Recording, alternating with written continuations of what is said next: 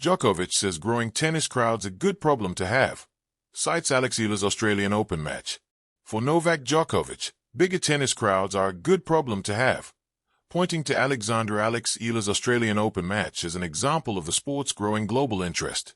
Asked about attendance at the Grand Slam tournament where he has competed for 2 decades since his first Australian Open appearance in 2005, Djokovic said large crowds are a positive sign for tennis.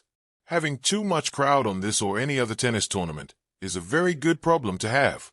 I think there are much worse problems to have, Djokovic said in a press conference after his second round win against Francesco Maestrelli on Thursday.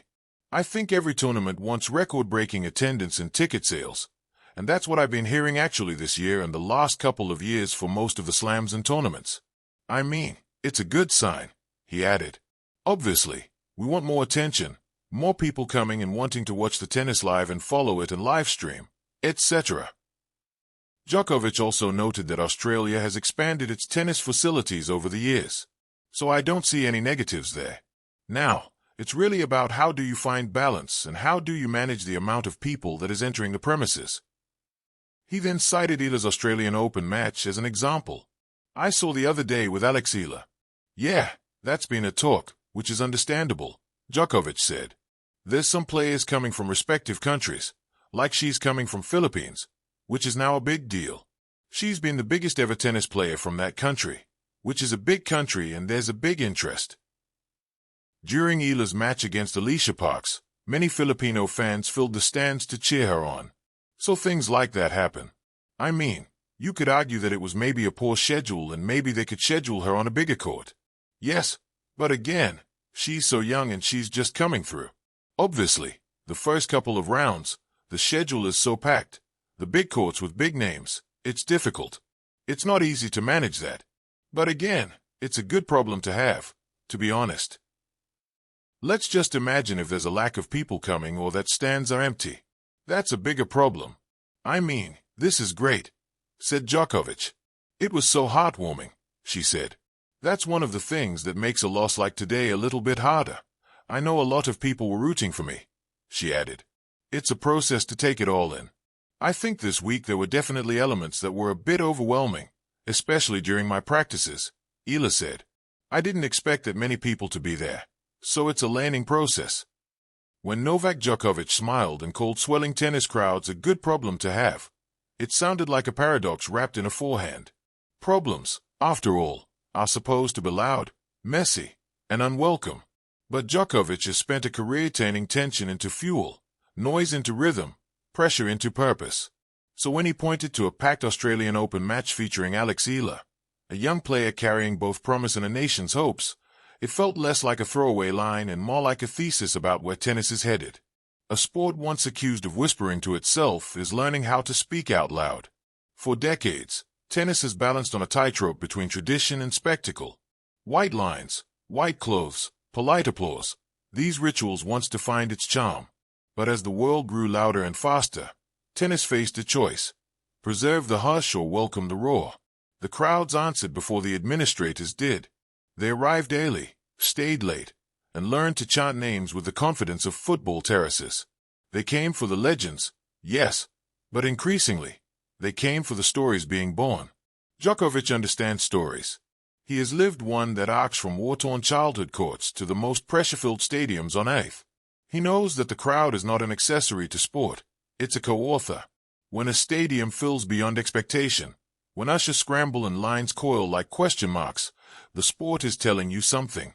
It's saying, this matters to more people now. Calling it a good problem reframes the challenge. More fans mean logistical headaches. Yes, security, seating, scheduling. But they also mean something deeper, relevance.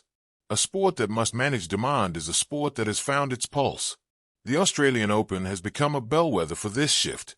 Sunbound days and neon-lit nights, matches that stretch into the early morning, crowds that refuse to leave even when the clock insists they should. In this theater, Alex Eala stepped onto the court not merely as a competitor, but as a signal. Her presence, young, fearless, and watched by a diaspora tuning in across time zones, represented a widening of tennis's center of gravity. For fans who saw themselves in her journey, the stands were not just seats. They were proof. Proof that tennis is no longer owned by a narrow geography or a familiar set of surnames. Proof that the baseline can stretch across oceans. Djokovic's nod to Eala's match wasn't about crowning a successor or predicting a future champion. It was about recognizing the electricity that happens when possibility meets visibility.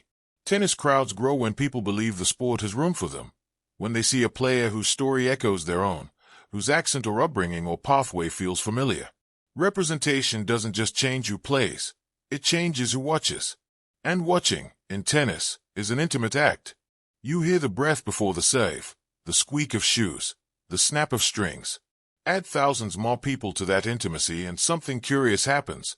The quiet intensifies. The silence before a crucial point becomes heavier, more communal. The cheer after a winner ripples outward, a wave of shared release. Bigger crowds don't dilute tennis's drama, they concentrate it. Of course, there's friction. Purists worry about decorum, about the sport losing its manners. They worry that chants will drown out concentration, that phones will glow where eyes should focus. These concerns aren't trivial. Tennis is built on precision, and precision requires respect. But evolution rarely asks permission. It asks for stewardship. This is where leaders, players like Djokovic included, matter. By welcoming the crowds while acknowledging the challenges, he models a posture of confidence rather than defensiveness. He suggests that the solution isn't to shrink the audience, but to educate and include it. Teach the rhythms of the game. Invite new fans into its subtleties. Let them learn why silence matters, and why, sometimes, a roar is earned. Alex Eala's match at the Australian Open became a small case study in this balance. The crowd came with curiosity and pride, with flags and phones and voices ready. What they witnessed was not just tennis at a high level, but tennis as a meeting place, of cultures, generations, and expectations. Win or lose, the moment mattered because it was shared. In a global sports landscape crowded with constant content, tennis's ability to generate these moments is no small feat. Attention is the rarest currency. When a sport draws people away from their endless scrolls and into a stadium seat, or a late-night broadcast, it has done something right. Growing,